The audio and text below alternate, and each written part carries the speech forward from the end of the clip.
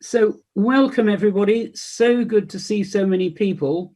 And I think if we can have a standard that you're on mute, unless you want to speak, in which case it's a hands up signal, and then obviously unmute when you're invited to carry on. Otherwise we won't manage with, so how many have we got at the moment? 62. 62, so it's quite a lot to manage. May I Recording in progress. Thank you. May I please start with a minute's silence for absent members, volunteers and supporters.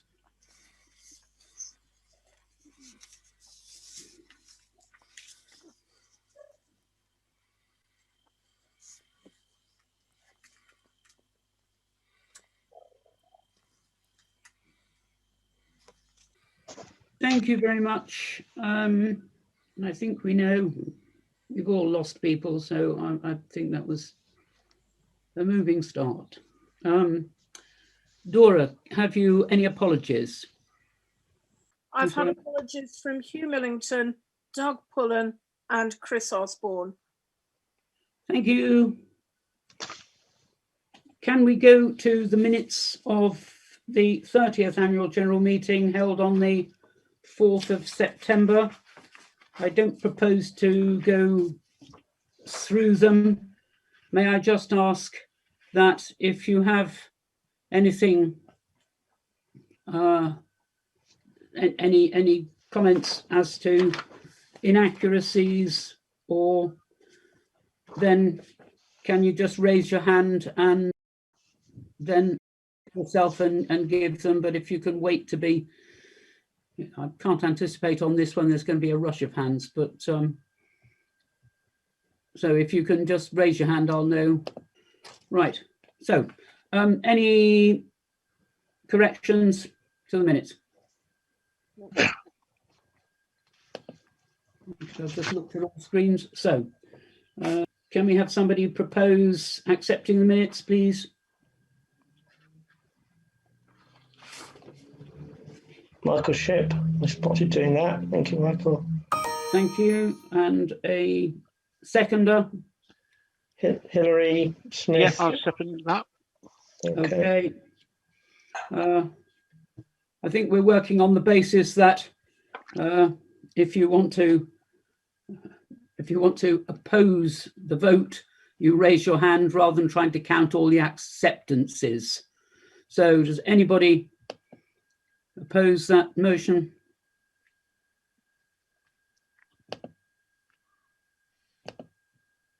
Well, I flicked through the screens and I haven't seen anybody, so thank you very much. I think we can record that the minutes of last year's annual general meeting are accepted. Are there any matters arising from those minutes?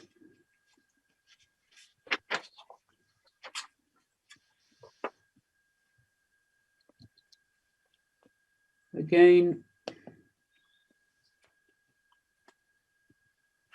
looking through, I don't see anything.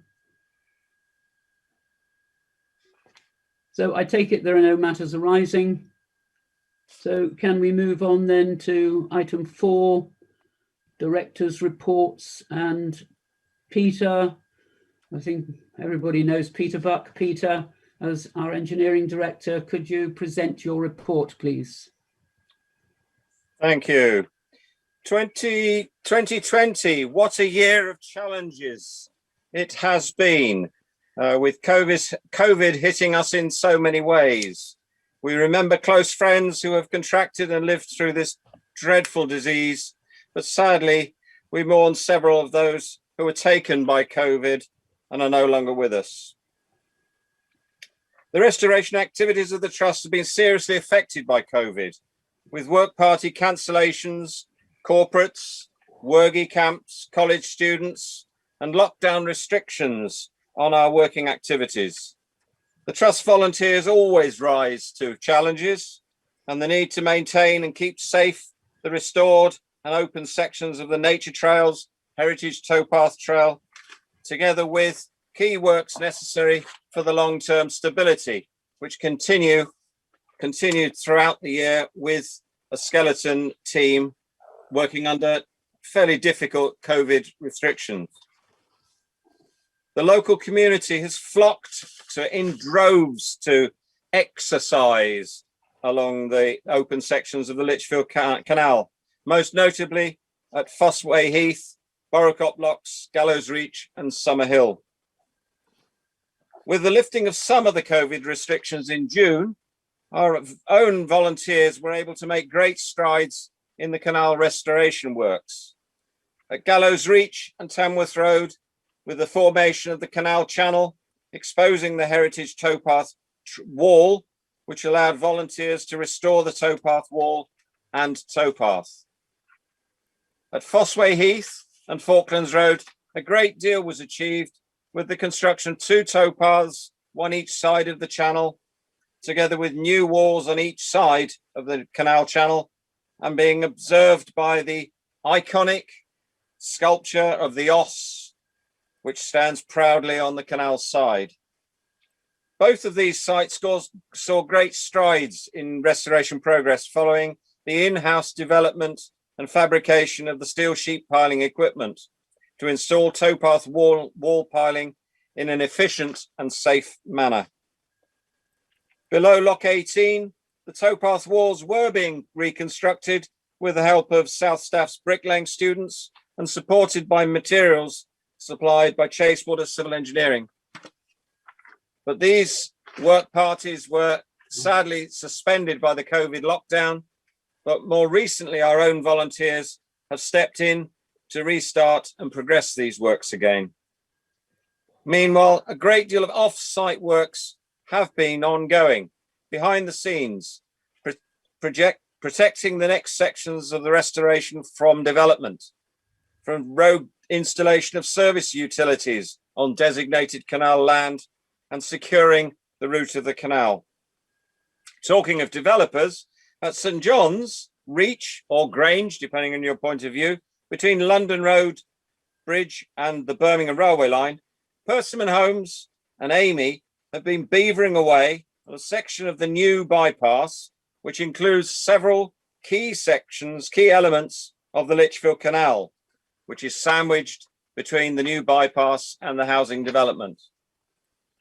Much time has been spent in discussions with all the parties to the project to persuade and help them in the detailed design and the construction to meet the Trust's requirements for the Lichfield Canal.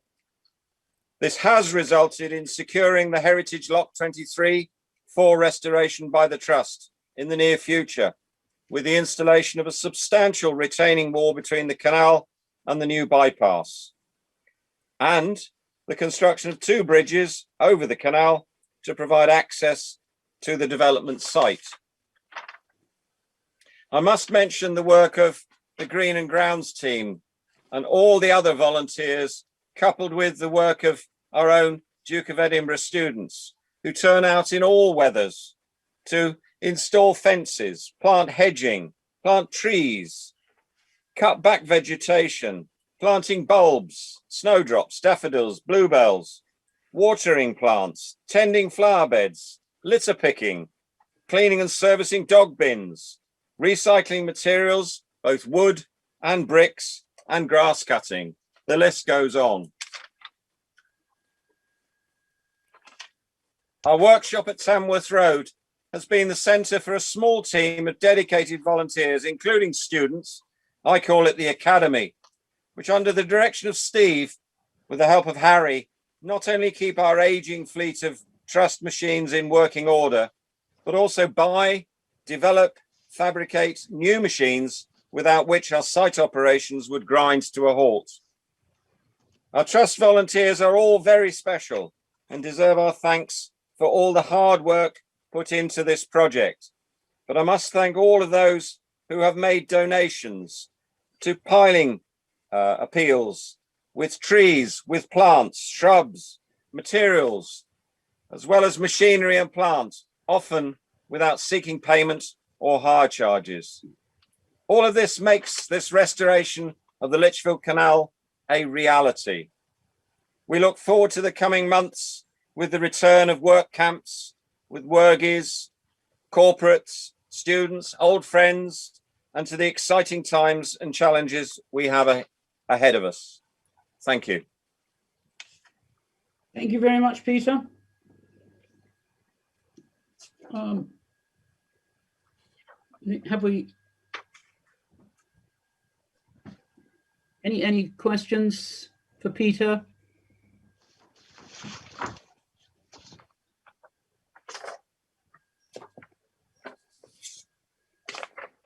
Right, Michael Boyd.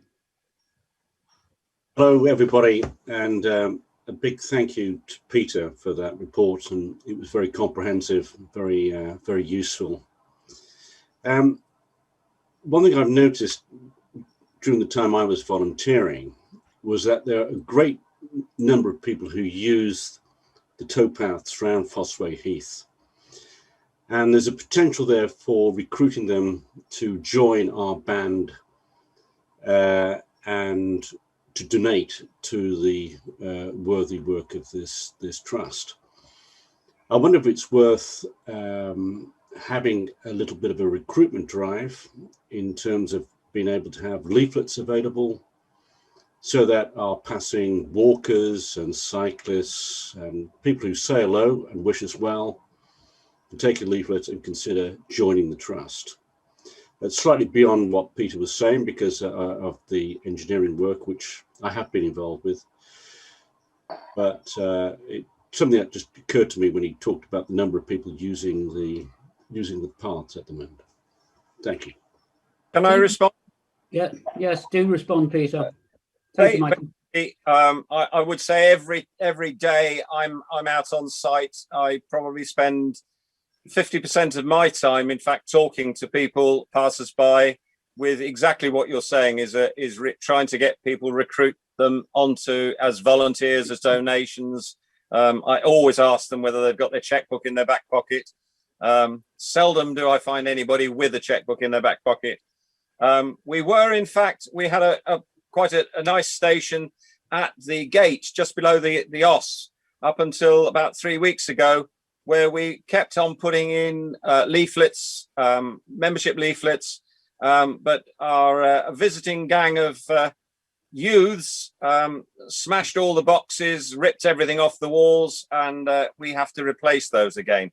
And John Mee, I know, was in fact doing a fabulous job of trying to keep those boxes full up every week. So yes, it's something we all do, and I know Christine, whenever she's walking about, and I know most of the other directors do an enormous amount of talking to people, passers-by, to try and encourage people to join, to spend money, to come and help in any way that they can. What would be nice if we had some more volunteers who are prepared to join us and go out there and actually, frankly, do surveys and buttonhole people and ask those questions. Would you like to make a donation? Would you like to become a member?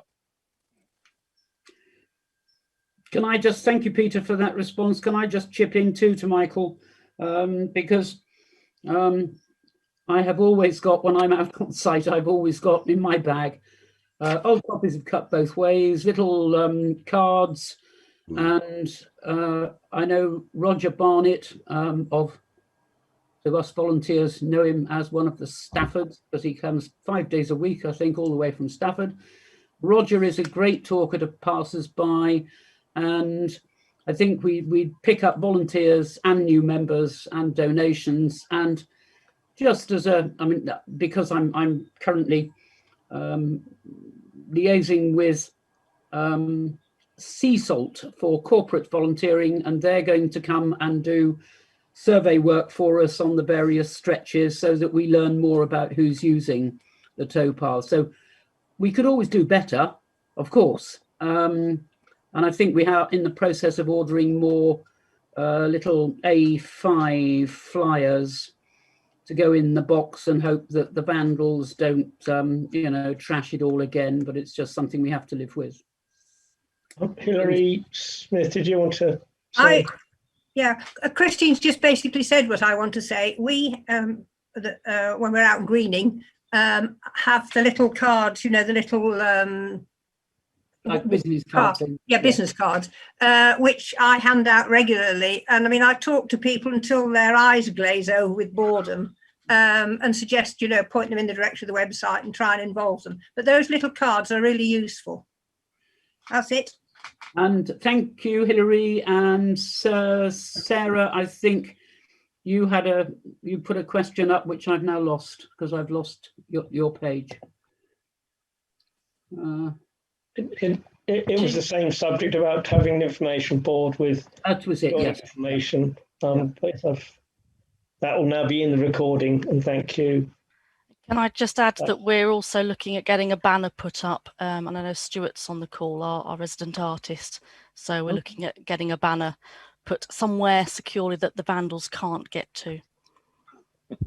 I'll fly it from a plane. Yeah. And Carol Mills, welcome to you. New volunteer to us, and I think you're pretty much doing the same thing, aren't you? That you know, having the leaflets and business cards and handing them out. And a QR code to show we're 21st century technology. Thank you, Mr. Shep. Okay, we have done some of that, haven't we? It's beyond me. It's technology over my head. Right, but yeah, well, this is all recorded, so we can follow up all those suggestions as a result of these. I'm conscious that we need to perhaps move on. Thank you, everybody, for those comments, suggestions, and that discussion. Can we move on now to item 5, which is the Treasurer's report and presentation of the accounts for the year ending 31st Can I December. just stop you, please, Chris? We normally accept the director's reports. Oh, okay. Yeah, I just thought You as should it have a wasn't on my proposer agenda. and seconder. Right. Well, can somebody propose accepting Peter's report, please? I will propose it. I'll second it. Right. Thank you. Does anybody object to accepting the report?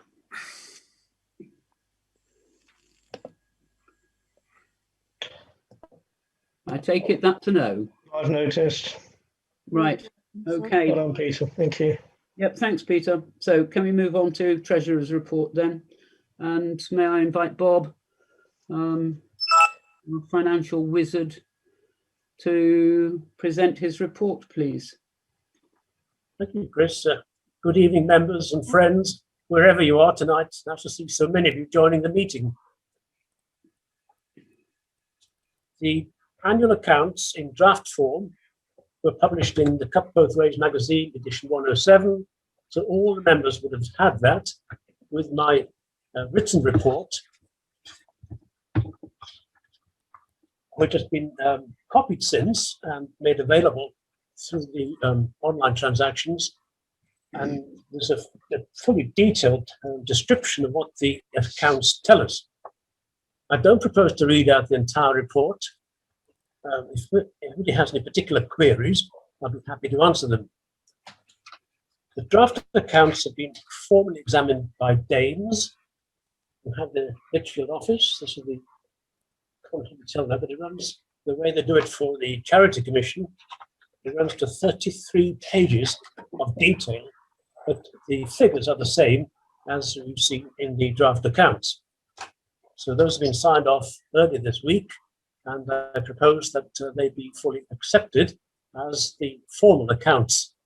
Before we do so, I would like to just comment particularly one thing, picking up on a point which Peter made, that since last year was a difficult year for us in fundraising and actually organising the work on site, which is fortunate that back in April 2020, we set about launching the piling appeal to raise funds to provide the steel sheet piling required for the Falkland Road extension. That attracted an awful lot of interest from all over the country and from abroad, with the donations during 2020 came to £22,000, a nice ripple of the 20s there coming through, and it's risen to about 25,000 since then, which of course enabled the materials to be purchased so work could continue using machines and the site workers at an appropriate distance throughout 2020 without having to rely on any COVID recovery measures, which were available, but usually by borrowing, and I don't want to borrow anything you don't have to. So fortunately, we've been supported from home and abroad to make work possible through the difficult times last year. If anybody wants to query any item that were in the published accounts, please speak now, and I'll be very pleased to try to answer. Hopefully you've prepared a question in your mind, and maybe you would wish to ask it now. If not, can we move on? Can I also thank, before we move on, that my written report has been embellished this year for your benefit by Christine Howes, who's added some wonderful pie charts to the text which was in the report to enable you to assess more easily the relationship of all the income and expenditure items to each other. So Christine, thank you much for doing that. That's very helpful. I apologize for me being technically lazy and not doing it myself. So back to the formal points. I have to ask if somebody will propose that we accept the Danes' formal accounts, which get lodged at the company's house and also with the Charity Commission, and copies are made available to anybody who cares to ask for one, beyond the list of about a dozen or so where they statutorily receive a copy. So since I've been so involved, I can't propose it myself, but invite anybody else who is familiar with the procedure. Danes have been doing this for 13 years consecutively, and the main accountant we deal with has now been elevated to an associate of the firm, so I feel we're in safe hands. And annually, they cut their examination of fee by 50% as a community benefit. They've done that for the last 13 years. So I'm very pleased to work with them. We understand each other very well. And they're locally based in Lichfield, as far as we're concerned, with other offices elsewhere. So I suggest that somebody should formally propose that we accept the Danes' accounts. I think I may propose that we accept the Danes' accounts. Yeah, I propose we accept the Danes' accounts. Thank you. Yeah. And somebody to second? I'll second that. Thank you. Is anybody not in favour of accepting the accounts?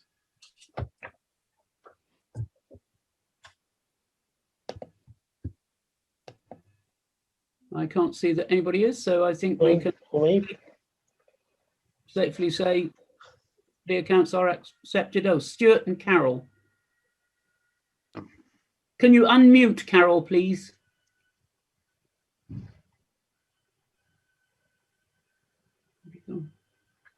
Can you hear me now? Yes.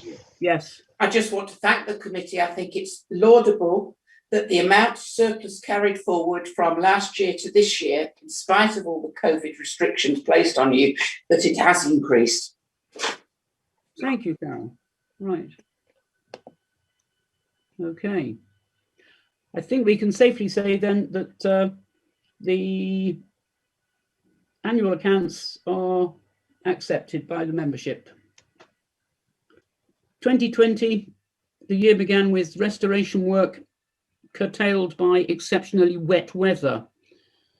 Then the COVID pandemic further disrupted not just restoration work, but more damagingly, our fundraising opportunities. The start of the events calendar each year has been for many years the catchily named Eric and Doreen's all-day coffee morning. Bless you, Eric and Doreen. And what a wonderful Easter garden party at our founder's home by the canal in Whittington that normally is. It has also normally set the scene for all the other events of the year. In 2020, it set the scene, and it was that all fundraising events had to be cancelled. The accounts do show that income has suffered, but they also demonstrate that it was not as damaging as we feared it would be. And there are several reasons for that. Restoration work had to be restricted to those areas which would have posed safety risks if not undertaken, hence less expenditure on materials. As Peter commented, youth groups, student groups, corporate, worky volunteering were all cancelled, again saving costs. With lockdown, our towpaths have seen an enormous increase in use, and this has resulted in an unprecedented increase in new members and also new volunteers. Our communications team have purposefully increased the Trust presence and in new ways on social media, on our website, on YouTube and in the press. Within this and new ways for supporters around the world to donate money using secure specialist social media platforms. We are very, very blessed in having the communications team that we have. So you all know who you are. Thank you very much indeed. You do an amazing job. Sadly, we have had serious thefts during the year, which were reported immediately on our social media, and the public have been, kind of without being asked to, have been very generous in response. There have also been, as usual in any year, applications for specific funds, and the Trust has been successful with South Staffordshire Water's Pebble Fund and DPD's Eco Fund. However, the National Lhcrt Heritage Fund suspended our planned major grant bid whilst dealing with their demand for supporting COVID-hit charities. So the Trust itself launched a successful 2020 vision filing appeal in April, as reported by Bob. So I won't go more into that. The singular efforts of 3 people, knowing how COVID would drastically reduce our usual fundraising activities, are worth noting. In Ohio, a member has walked the 4, and he's here with us tonight, I believe. A member has walked the 14-mile length of the Lichfield and Hatherton Canal in his American neighbourhood. A grounds team volunteer hiked up and knee-achingly down Ben Nevis, and each of those 2 achieved over £800 in sponsorship. And our benchmaker extraordinaire, in with the pipe, continues to make benches to order. Now, not far off, having made 100, I think, many of which provide welcome resting points along the popular Heritage Towpath Trail. 66 to date.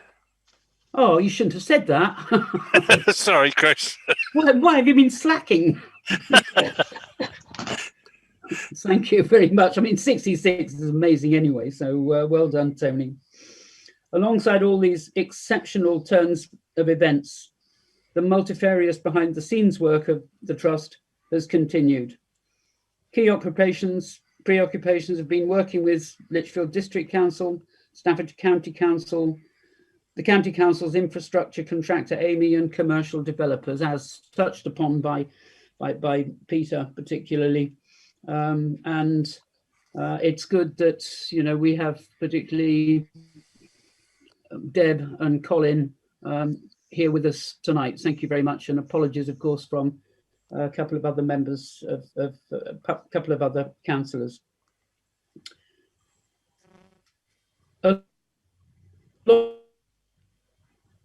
All these, I've done that one. 2020 seemed to present Lhcrt with more than the normal number of planning applications by third parties, which could impact on our work.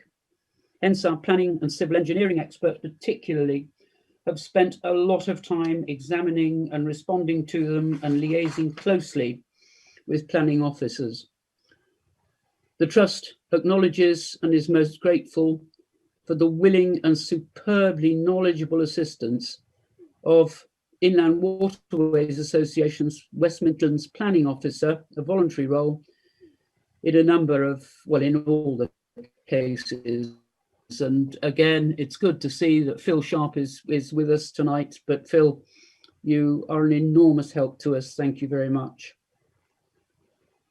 Transfer of land from Staffordshire County Council for the new diversionary route of the canal at Falkland Road also required exceptional time by several trustees and officers of the Trust.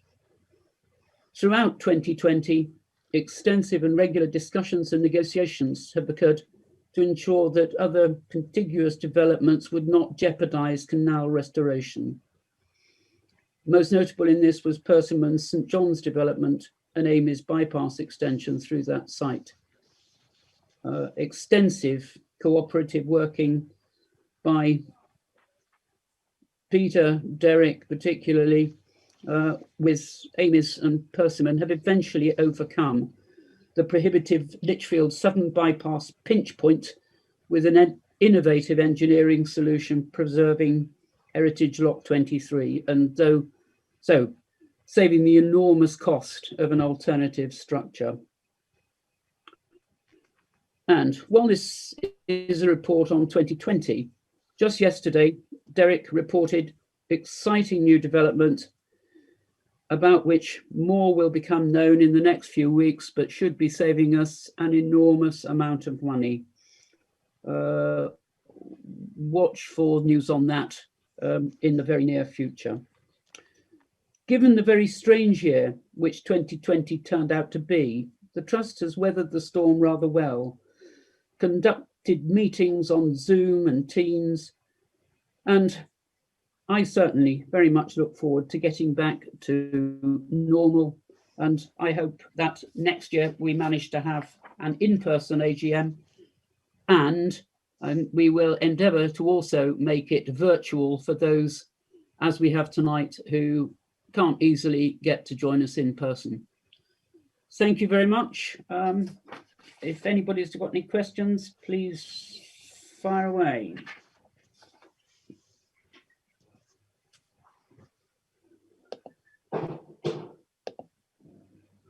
I take that as you haven't. So, do we accept my report? Can we have a proposer, please? I'll propose. Thank you, Tony. Tony. And somebody to second it? I'll second it. That's Adrian. Okay. Right, thank you, Adrian. Anybody not accepting my report?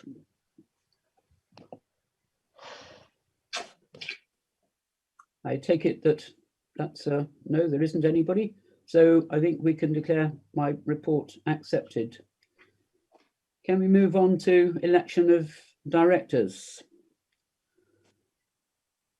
So the directors require retiring by rotation and who are eligible to stand for re-election and who are willing to stand for re-election are Derek, Christine, Howells, Stefan, never know how to say your surname. How do we say it, Stefan? Schultz, whatever. Stefan and Brian Williams. It's Schultz. Schultz. I will endeavour to remember that. Thank you very much. That's quite all right. How long have I known you? May I propose that all four are re-elected? Is that acceptable, or do we do each one at a time? No, we move to vote en bloc. Yeah, that's what I thought. So it would be better to do each one at a time, but it doesn't really matter. okay. Well, I propose that we accept all four of them. Somebody to second, please. I'll second. So that's Carol Sampson. Thank you. And does anybody have any objection to any one or more of them being accepted for us to a further term?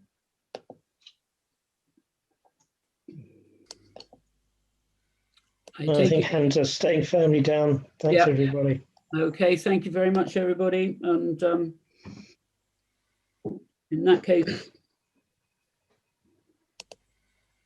7C, we don't have any other nominations, whereas, so I think that's just reporting that. And finally, appointment of accounts examiner for the 14th year. We're proposing, or it is proposed, that we have Danes again. But Bob, can you formally do that introduction, please. Yes, as I remarked earlier on, Danes have served us extremely well since 2007 and turn out a super job. It's unfortunate that their work must run to hundreds of pounds, but it's a formality that is required for lodging with Charity Commission in particular and Companies House. We can't do without it. And the formal accounts are usually required to support any bids for funding or other serious formal purpose. So they are a necessary requirement. And I propose that we remain with Danes for a further 12 months. I would propose that. Okay. I think it's better if I propose it, Bob. Okay, so Laura proposes. Somebody else to second, please. Jill Bellini, for example. Thank you, Right, Jill. that'll be fine. Right, thank you. Yeah. Anybody object to continuing with Danes? Yep. I don't think I can be bothered to flip through the schemes on that one. Don't worry, I'll flip through, and there's lots of no hands up. I think we'll safely say Okay, that. that's accepted. Thank you, everybody. Thank you very much. Have we any other business?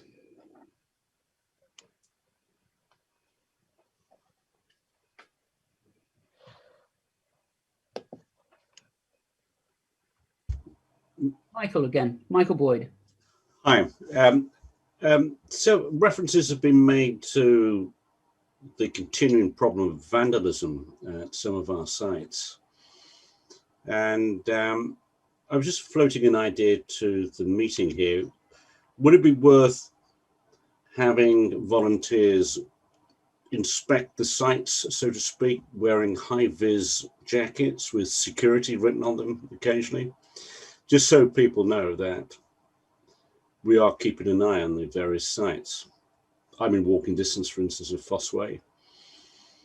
It's distressing just to come down sometimes to find that somebody's tacked it, turned over the portaloo, whatever, and we seem to be, it seems to be a continual problem. I don't know if anybody's got any ideas about this, how we can tackle this problem.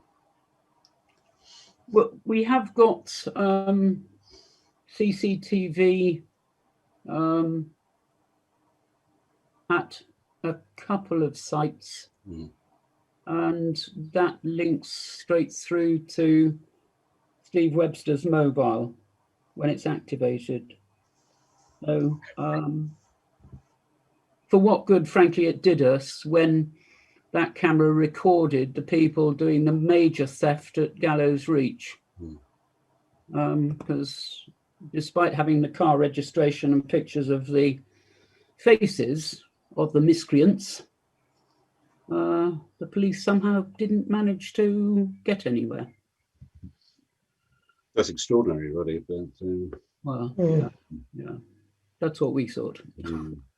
I don't know. I mean, in some ways, I mean, the only time to do that, presumably, is, you know, at the times when the vandalism is likely to occur, which is, you know, when it's dusk or dark. And I think we have to think about the safety of our volunteers.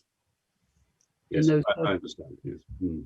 It's worth us trying to think through more. So thank you, Michael, for that, because it is a worrying thing. Peter's offering a thought, I think. Can I add there that we have another CCTV camera to be installed at Foss Way. Steve and I were talking about it yesterday, and when that comes in, it will be a 360-degree camera that will pick up the whole of that area. So we will at least have an idea when somebody is on the site doing mischief. At least we can possibly do something about it before things get to the point where something gets nicked, but we can have a go. But yeah, it's in motion to improve it. But yes, we're grateful for the idea. I think just even physically having more and more people walking along the towpath trail has increased the general, or reduced the amount of vandalism, particularly down at London Road Bridge, which going back several years was an absolute seat of the the kids playing bottles, breaking bottles, graffiti, etc. But what we found was, as soon as we opened it up to the public, it tended to drop away. And obviously signage will be put up when the cameras are up at Fossway, so people are conscious they might be being recorded. Thanks for that thought from Carol. Yep. Yeah. Chris, can I comment? The police used to have community police officers patrolling certainly the canal sites, possibly on foot, maybe on bicycle, just occasional patrols. But the police don't seem to have any presence anywhere at any time at all. So what has happened to the community policing? Well, there are the police community support officers, aren't they? Well, you know, one does occasionally see them. Well, they still exist. But they probably need to be, as you remarked earlier on, at dusk or dark, when miscreants are probably doing their mischief, possibly with a bit of drink inside them, so they don't quite know what they're doing, maybe drugs, who knows? And that's the time when the policing should be taking place. Yeah, and Councillor Greater X, if you can unmute yourself, thank you. Chris. Yeah, just a bit of experience from having dealt with the police on a number of occasions, not me personally, but other things that have been reported. They do react when you get things reported on 101. And unfortunately, it's a bit of a statistics game. But the more reports they get on 101, the more likely they are to have these sort of patrols. Where I work in Warwickshire, there's one particular supermarket which is regarded as being the hotspot. And the only reason it's the hotspot is every time anybody attempts to steal sweets from the counter, it gets reported. And so consequently, the police come out because it's high on the stats list. So the more members that can report it, the better. Okay. So could I? Deborah, yeah. Yeah, I thought I'm on my mobile phone, so I have no idea how this app is working. But I totally agree with what Colin has just said. And 101 takes forever, but you can go on the website and do a more immediate reporting. The PCSOs do meander around, but it is hard. And we all remember our youth, I think, when we might have done things we shouldn't have done. Did you? Yeah, even me.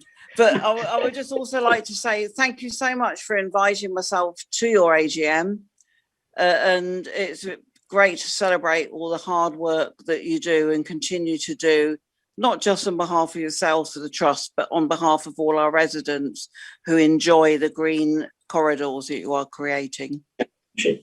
Thank you, Deb. And can I also say to Deborah, who has just completed 2 years as Mayor of the City of Lichfield, and who, along with the Sheriff, chose us as one of the 3 charities that they would support in their, what would have been a year in office, but ended up as being 2 years in office. And so thank you, Deborah, and also to Darren, the Sheriff, or ex-Sheriff, for that. And I just wanted members to know that that was the case.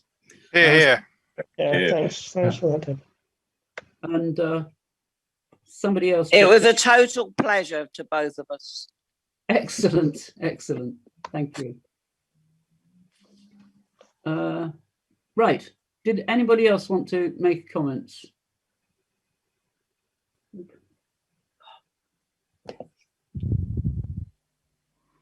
Just one thing from me. If Christine.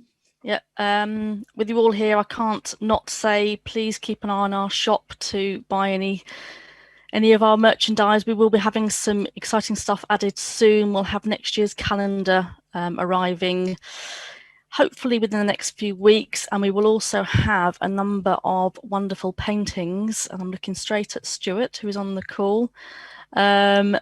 You may have seen them in Cut Both Ways, but they will actually be going online, available to buy. So whoever gets them first will be the lucky one. We will also, probably a bit nearer the autumn, have some socks that have been made by Carol, who's also cool.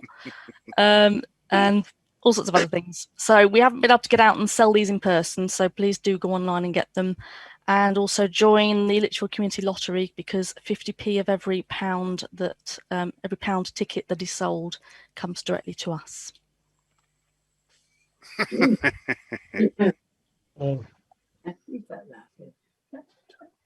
Well, okay, we got a somewhat cheeky comment from Sarah Mallett, just to say to you, Deborah, if you're at a loose end now you're no longer mayor, you know, come and work with us on a Saturday.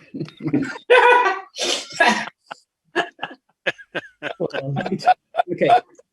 There is always that possibility, as long as it's not too early in the morning. Oh, it's not early in the morning, 10 o'clock, you know. And that's early for me. Friday night has to be enjoyed. Okay, right. But yes, so you notice that Eric is trying to attract your attention. Oh, right. Sorry, Eric. Yes. Where are you? I'll need to unmute as well. Eric, you need to unmute, Eric. That's it. Can you hear me? Yes, loud and clear. Thank you. Hello. Yes, just a word about the vandalism. I would say it is important to get the number of people walking there, and the more people that we get on it, the more pairs of eyes we've got looking at the site. I wanted to say a very big fact. Well, the price of freedom is eternal vision, which is a well-known fact, but it is true. A welcome to all for joining us. I'm sorry we've had a few deaths this year, but people in the church, we've all suffered a great deal with heart problems, knees and cataracts and some hips. In spite of all these problems and COVID problems, we've battled on very well indeed. I think the Trust is in a very strong position. I've got to say, wonderful for excellent work that's been done by everybody, from whether you're shoveling a bit of concrete about or whether you're planning and doing the wonderful work of our leaders do.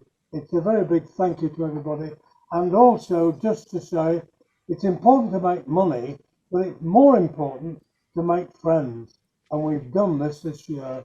Well done, and congratulations to everybody for doing that. Thank you, Eric. And maybe one or two of you who don't know that Eric is one of the 5 founding members of the Trust and our president. So there'll be one or two of you who aren't aware of that, the real newcomers. So thank you, Eric, for that. It strikes me that that is a suitable sort of concluding remarks from Eric. So I propose that we close. Wants to say something. Who's that? So David, yes. Deborah wants to say something. Oh, right, sorry. Where are you? Yeah, Deborah. No, sorry, I didn't. I was actually shading a little bit of sunshine from my face. But I would like to say thank you to all the volunteers and the hard work you do. And the big thing for me about what the Canal Trust does is creates an environment of social inclusion of all age groups. And I think we really need to emphasise that the Canal Trust encourages people of all age groups, like our Queen's Croft School and Duke of Edinburgh people, to get involved and get going, you know, so that I'll say it. So the Canal Trust isn't for old fogies like me, it's for everybody from the year 0 to the year 110. And I think we should really promote that. And thank you, David, for pulling me in again. Right, thank you, Deb. And yes, we had Cub Scouts out for a couple of evenings, so we've had the 8 to 11-year-olds out as well from 7th Lichfield. So you know, things are getting back to normal with our involvement with local scout groups as well. Yes, Councillor Cox, if you can unmute yourself, Chris, is that all right? Yeah, sure. Thank you very much. Recently, I was appointed again to the Cabinet as Community Engagement, and I have received your invite. And after a 9-hour drive from Salcombe in South Devon, I'm here by about 15 minutes. So it's been a marathon. But no, I echo exactly what Debs has just said there in terms of the value I think that the trust has within the community. And it very much is appreciated. So I just wanted to echo the words of Debs and obviously Colin earlier as well. So thank you, and it's been a pleasure to listen in to for the first time the ins and outs of your trust, and I'm pleased to see that everybody's working hard. Thank you. Thank you, Councillor Cox. And if I may say, if you would like us to give you a guided tour when you can find out more about how we do engage the community, then please get in touch with me. I certainly will do that. One of the jobs that I've got to do is obviously get my feet under the table and then work out exactly how to approach, and because it's important that the district council, not necessarily community development, but certainly engagement, that we are recognising all the good that there is about within our communities. So I shall be exactly doing that. So thank you very much for that invite, Chris. Okay, thank you very much. May. Can I just say, Eric has a birthday in a few days with another 0 on it. And he hasn't said, and we all wanted to wish him happy birthday. Thank you very much. Thank you. As we do. Those of you who don't know, I'm actually doing a sponsored birthday. I'm raising money as a sponsored birthday. And if you want to go to trust, you can certainly do that. Can I say a big thank you to Chris Bull for organising our first ever Zoom meeting? She's done very well.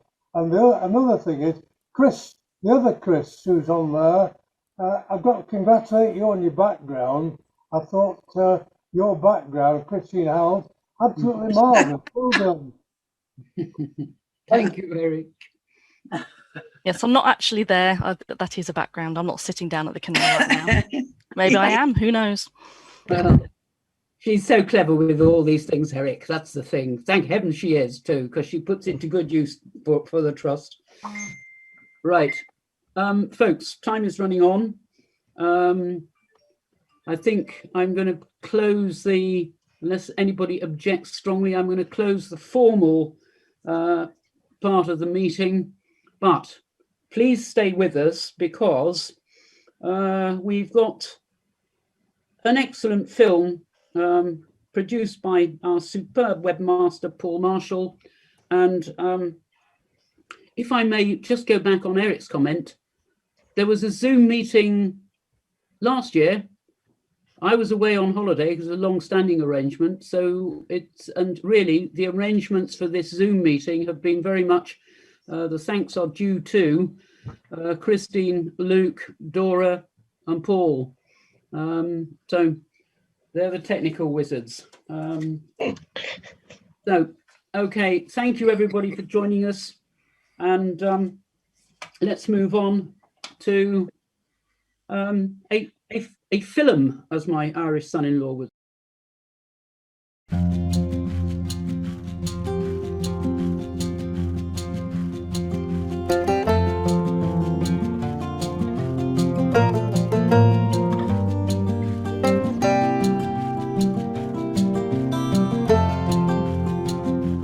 We're here today to make two special presentations to our president, the wonderful Eric Wood. Many of you will know that Eric was one of the 5 founding members of the Trust 33 years ago. Eric, we're at Loch 18, which, as you well know, was the site of some of the important early work of the Trust. To thank you for all your vision and enthusiasm, which has stood the Trust in such good stead for the last 30-odd years, we are delighted that this loch will henceforth be known as Wood Lock 18.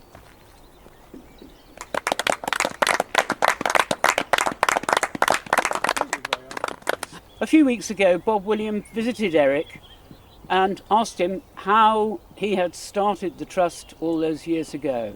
Eric, thanks for the invitation to come to see you. Litchfield Canal, Ogley Lock section and the Hatherton Branch Canal were both closed by the British Transport Act in 1954-55, restricting any passage of boats along the canals, rendering them abandoned. So 30 years later, you took it upon yourself to set about restoring them. How did that come about? I saw this arm going up past the Litchfield Cruising Club, and I saw a big sign that said Litchfield Cruising Club only, no passage. So I thought, where the dickens does that go to? When I got home, I looked it up and I found that it was a good route, quick route up into Birmingham. And later on I spoke to people like Lhcrt, who was a boater on the canal years ago. He was you probably know, he's a Thomas Caton tarboat man, Lhcrt. And he said, you'll never get that open. I said, why not? He said, well, he said it never had any bloody water. I said, why, what's the problem? He said, well, it's sand and gravel, you know. He said, you'll never get water in it. So I thought, well, that's a bit of a challenge, that. And I got one or two people together, as I say, who were interested in those days, and we started from there, really. So that was about 1987, 88? Well, I think it was earlier than that, actually. It's about 85 when I retired, because I'd managed to get early retirement from my teaching profession. It bugged me. I thought, well, that canal's going to be a good route. So Lhcrt said it would only take 4.5 hours to get to the middle of Birmingham. I thought, well, 6 miles, 7 furlongs long, that's not going to be a difficult canal to restore. And that's how it all began. That's how it began. So before long, the company was formed, a company limited by guarantee and not having a share capital. Here's the original, drawn up by Shakespeare's the solicitors in Birmingham. And here are the Articles of Association in particular, signed by you. Yes. In company with Brian Kingshott and Nick Graysbrook. Yes. Brian became the secretary with you and Nick Graysbrook the treasurer. So the three of you set up the company without capital, which of course is a very brave thing to do. Of course it doesn't mean, it means you don't have any funds.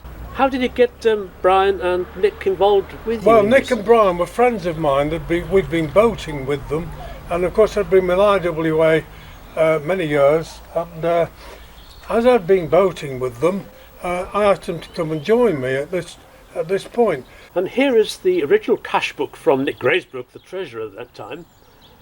And it started in 1989, 1990, 91. All the transactions in those 3 years fitted on just 2 pages of a cash book. There was so little of it. How daring it was to push that project forward. Well, I wasn't interested in the amount of money that we needed at that stage. I knew we had to get some money, but I was doing my best to raise money here, and I wasn't aware of the fact that it would cost us so much money at the end of the day. And I still feel very guilty, because having started this project, there are now so many people involved in it, and so many people have spending their life occupation towards it, but I feel very guilty because I started without my pushing it in the first place. I think people wouldn't have got so involved. So it was necessary to bring it to the public attention in a much more meaningful way. And you were lucky by having support from Duncan Moore.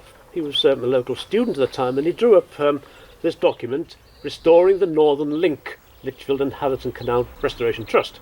When I was the tender age of 14 or 15, I found myself absolutely fascinated by the BCN, and particularly the lost 60 miles. My dad was on the committee of the West Midlands branch of the Inland Waterways Association with Brian Kingshott and Nick Glazebrook and others. And I remember him every month going off to the committee meetings, and I urged him to make sure they talked about the Ogley locks. I was ridiculously excited, but it was Eric Wood and Dennis Cooper and others who really did all the hard work. There were parties of mods, it varied from about 5 on one work party to 15, 16 on another. We were hand tool slashers and the odd strimmer, that sort of thing. It was a matter of finding the line. And after the 4th work party, it was very obvious if we were going to get any further. And Lichfield by that time were interested. And John Horton took over then. And we'd got a scheme on the basis of the survey we'd done on that bit to move the thing forward. There was a plan to restore the canal, and quite honestly, having seen it deteriorate, I was very sceptical, and I phoned up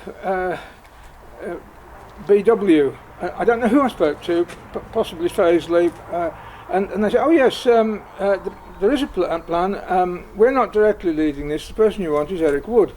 So, and they gave me his phone number. I phoned him, and he said, oh, come down, yes, he's full enthusiasm, just as he is today, if not more so, and come down to our site, turned out to be Fossway, next weekend or whatever, which I did, and that was literally how I met Eric. And John Horton, he was the ideal guy for the job. He'd got then permission to do something and move planting, excavators and stuff like that, rather than mess about with slashers and strimmers. Here's another very, very telling document, drawn up by John Horton, who'd become the engineer for the Lichfield and Hatherton Canals Trust at that time. This is 1993. But John Horton was very helpful to me, and I'm very lucky because I had so much help and advice going along. Also in Darnford section, the construction of the lift bridge. And since Lock 29 couldn't be reused, there's some wonderful stones have been taken off the top of it, and here they are being loaded onto John Horton's company lorry, of course, with our good friend Mike Brown with the company crane. John Horton was the engineering director of Sharps, and we used to use the crane quite regularly. Lifting up these blocks, which were about 2 or 3 tons each. Sharps would be paying me. Shh, I shouldn't say that really. Where are they going, you might ask? Well, they were taken round to Tamworth Road and used in constructing the demolished top of Lock 25. That's right. So there you are, active pictures, and these were down in 1996. I suppose I was the first of their machine men, because my job then involved machinery, driving cranes. From Darnford, attention moved, and again John Horton shifted the emphasis over to Fossway Lane. I went with John Horton to buy the first JCB. We had an old, well, we bought 2, and they were both scrappers. And we made one up out of the 2, and that was the first JCB we had.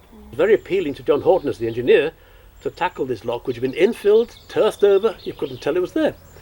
And bit by bit, again, the Water Recovery Group came to help us. It was the first one, was I think Northwest, and they said that they would investigate to try and find the parapets of the lock along its full length, because of rubbish. Not only had the lock been filled in, but it had been overfilled, and so the exact position of the lock was not visible. In fact, when we first encountered the site and got permission from the council to work on it, the local farmer was still tipping material, mostly rotten potatoes and stuff like that. But he was.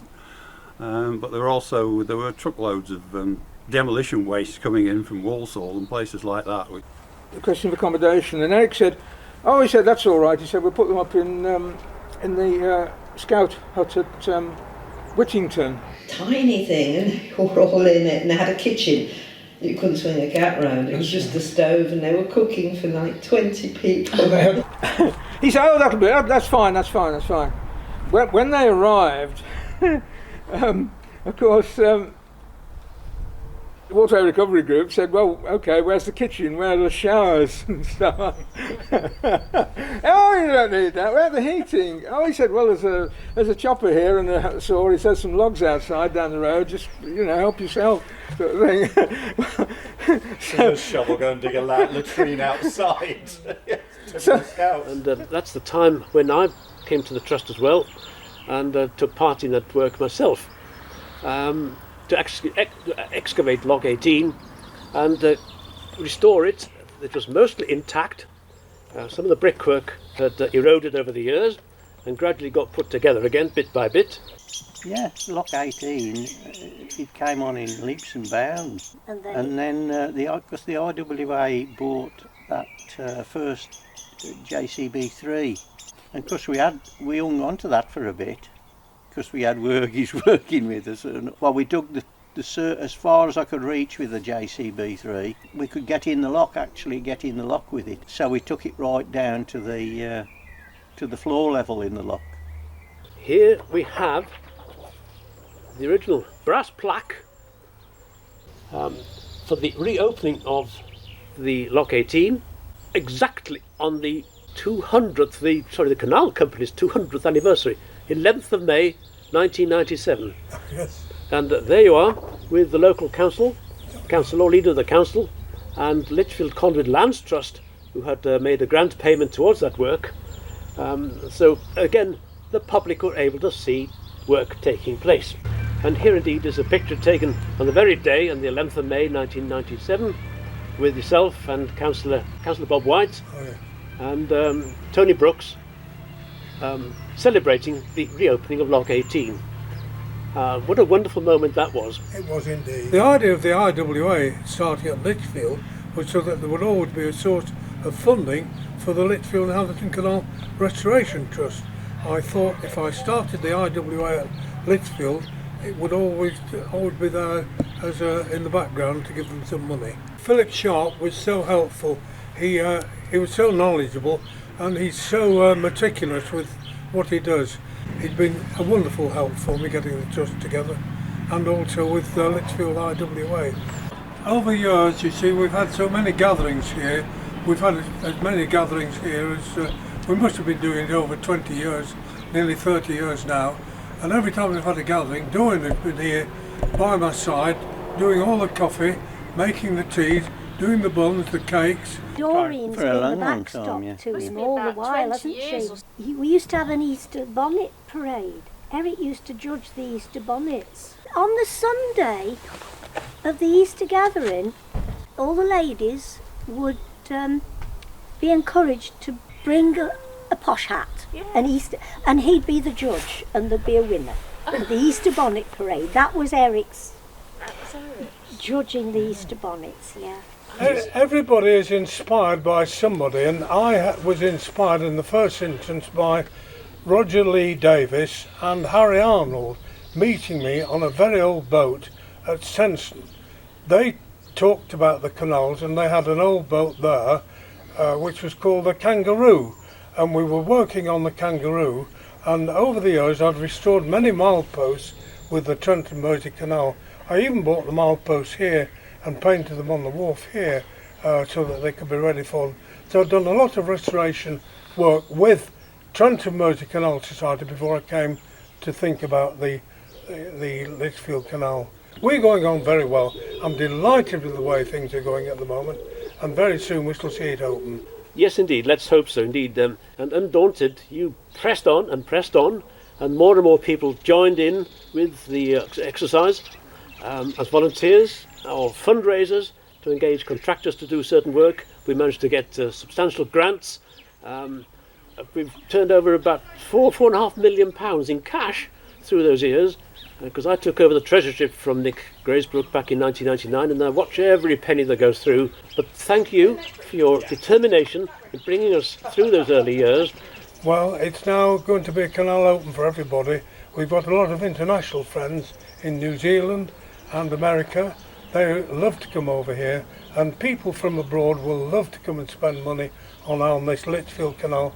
It will be a vital link to the northeast corner of Birmingham, canal network when it's open, and I look forward to going along the canal myself. Hopefully they'll get it open before I disappear. So when the boats finally turn under the bridge at Ogley Junction and make their way down the flights to Lichfield or climb up to Cannock from Calf Heath, it won't just be because of Eric's perseverance and hard work. It will also be because of his personal warmth, his ability to draw people in and to make them believe they have a part and a contribution to play, his kindness, his warmth and his hospitality. Eric was of course the Trust's first chairman, and although it was a team effort to start up the Trust, there's no doubt that it was Eric's can-do, glass-half-full attitude that was its early driving force. Had it not been for Eric's optimism, the project would have not got anywhere. He enthuses, dare I say, to all of us and has done over the years, and continues to do so to this day. I was privileged to be Eric's vice chairman for a decade, and I'm grateful to the support he gave me in that time when we achieved so much in establishing the credibility of the Trust. It's over 20 years now since Eric retired as chairman, but as president he's continued to support and inspire the Trust. The satisfaction that we get now of seeing Peter's enthusiasm and everybody, lots of local people are so interested in it. I have to say I blame Eric for all of this. If Eric hadn't come up with this damn silly idea to open a canal and had so much damned enthusiasm moving it forward, and if you hadn't done the engineering in the early days to make it happen, I'd be out of a job and I'd be retiring with gin and tonic in my hand instead of working out on the canal. But during this COVID, we've walked down by the canal, and the people, it's the people who are walking with families. They don't really know the history of it, and they are really enjoying it. A lot of people have got a lot of satisfaction as far as it's gone so far. On a personal level, I valued his friendship and generosity, and I'm grateful for this opportunity to join in congratulating Eric on this landmark 90th birthday. Happy birthday, Eric. You're amazing, Eric, and we really appreciate you. Happy birthday. Happy birthday, Eric. Happy birthday, Eric. Happy birthday, Eric. Happy birthday, young Eric. Happy birthday, Eric. Happy birthday, Eric. Happy birthday, Eric. Happy birthday, Eric. Happy birthday, Eric. Happy birthday, Eric. The second presentation is of a birthday present and card from the Trust for Eric, which we want to give to Robert and Kim to look after and give to Eric on the day. Well, we'd like to say thank you very much on Eric's behalf. We'll pass it on as soon as we can. I'm sure he would rather have been here, but obviously with the restrictions at the moment, it's not to be. We'll get him out here to have a look at this sign as soon as we can. Eric is a showman and a great motivator. In the future, working about down Loch 18, we'll probably have a little white-haired gentleman wander up to him, invite his wife to make a cup of tea for the gentleman, and tap him up for a few bob towards the restoration.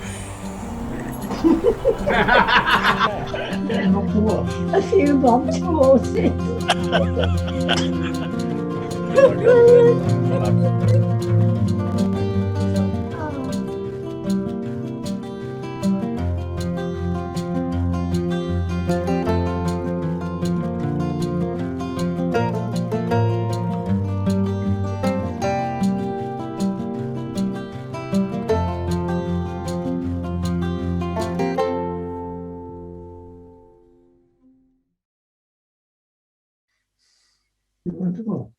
Eric, put his mouth down.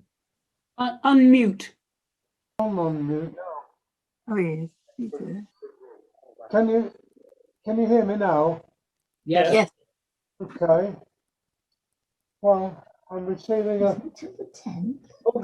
card, I believe, from my son Robert from next door. I had no idea that that was coming, and on behalf of Doreen and I've got to say a very big thank you to everybody for supporting me over the years.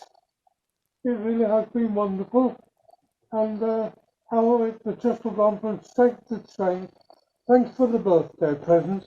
God bless you all. Yes. Happy birthday, Eric. Thank you. It's a pleasure working with you. He lost them. I think we can.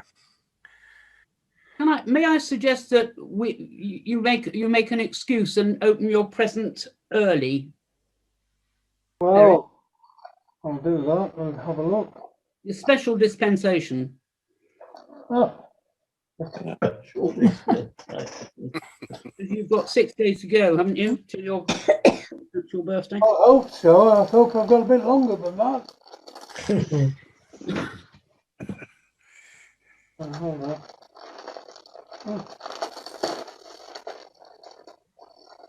Oh, I don't know what this is.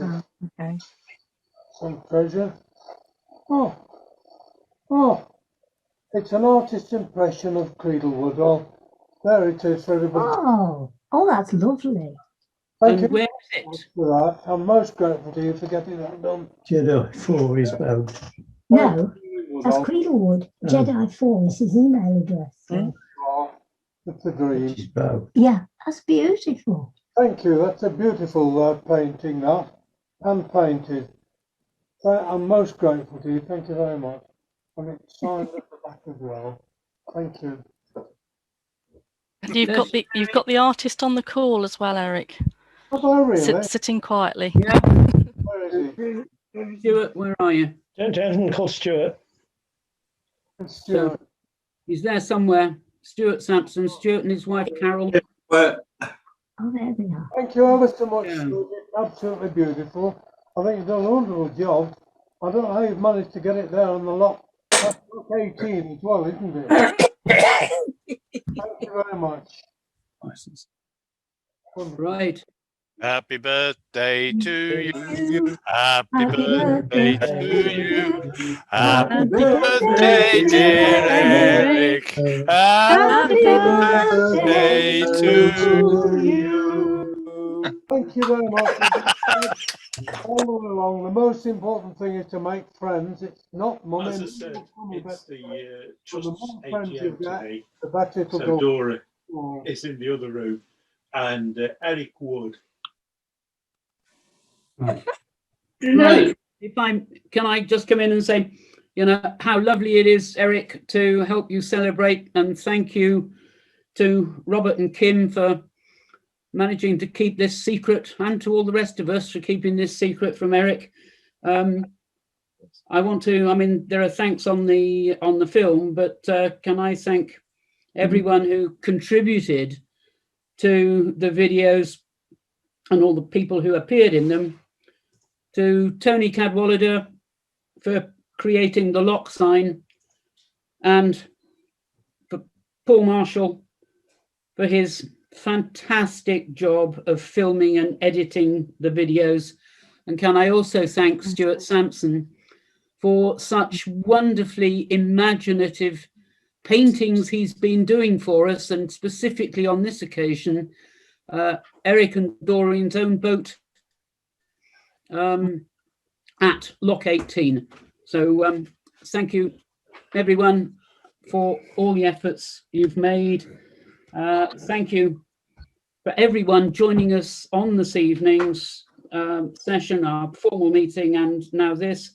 I hope you've all enjoyed it, and we look forward to another constructive year ahead, and to welcoming you all again at our 32nd AGM, which I hope we can hold in person, though also make available virtually as well. Thank you, Paul. Okay, shall I close the call there, Chris? Is that all right? Yes, by all means. I think thank you, everybody. And Yep, lovely. I've enjoyed Thank it. you, Chris. Stay safe, everybody. Thanks, and thank Luke. you very much. Thank you. Cheers. Thank you. Bye.